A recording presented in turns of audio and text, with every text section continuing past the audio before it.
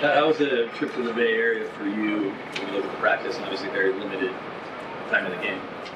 It was cool. I mean, the weather's pretty nice. Can't complain about that. We had a good joint practice against them. Got some good work done, efficient work. So it was a good trip overall. Last week, Vance Joseph was talking about how Jade has to kind of learn from his mistakes as a rookie. So kind of when you were a rookie, how much did you grow from when you were in camp and kind of the mistakes that you had when you were up to the troops? Yeah, I think football in general is an imperfect game. So, you correct your mistakes, in the film room. And, just work on it. Not every rep's going to be perfect, but as long as you're honest, about your mistakes and you get the job done, that's all that matters. So, he's doing very well with that, understanding what he did wrong and fixing it. So, Pat, it seems like Riley's continuing to take that next step from last year to this year. What have you seen from him on playing that outside corner?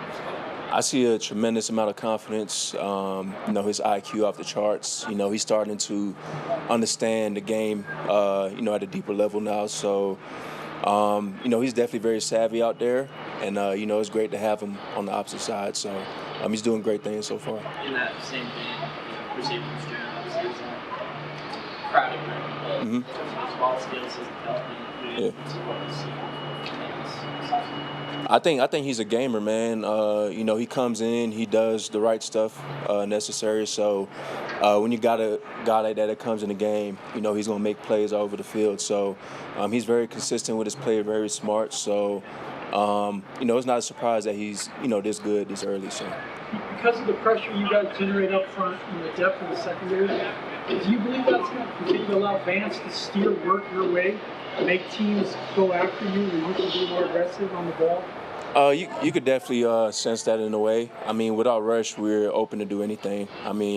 Those guys getting back there as soon as a quarterback hike the ball. So, it makes my job much easier. So, there's definitely a lot of variables that play into part on what defense to be run with our front seven. So, it definitely allows us to be more aggressive and be more open to things defensively. I like when it frees you up to trail a top guy then, because you have so much versatility in your secondary.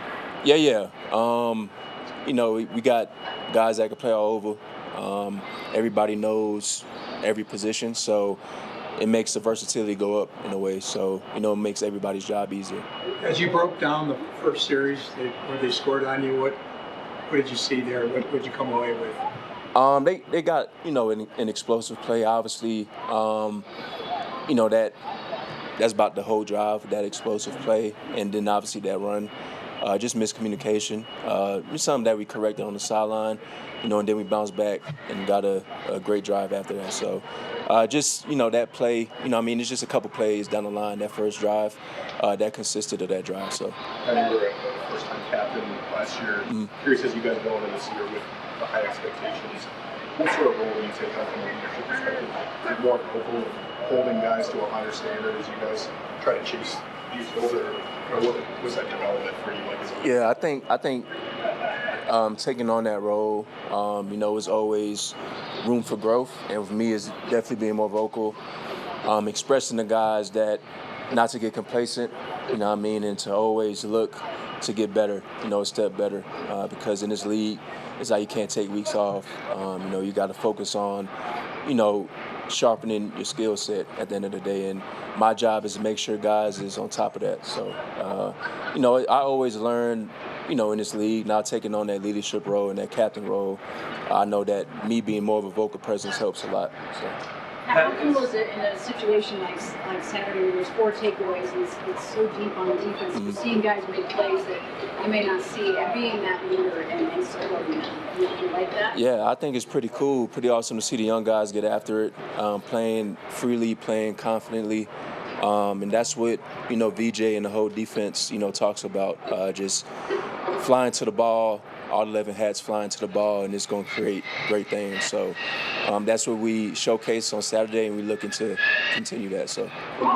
Matt, you got a second joint practice this week. What do you guys what do you really get out of that joint practice? Just looking to get a step better. It's always good to go up against a new opponent, especially like in the practice setting, because you could try different stuff, try new things as well too. See a new look, see different personnel. So I mean, honestly, it's always good to, go up against a new opponent. You know what I mean? So looking forward to it. Yeah, What did you see from Chris Abrams' strain in his second camp?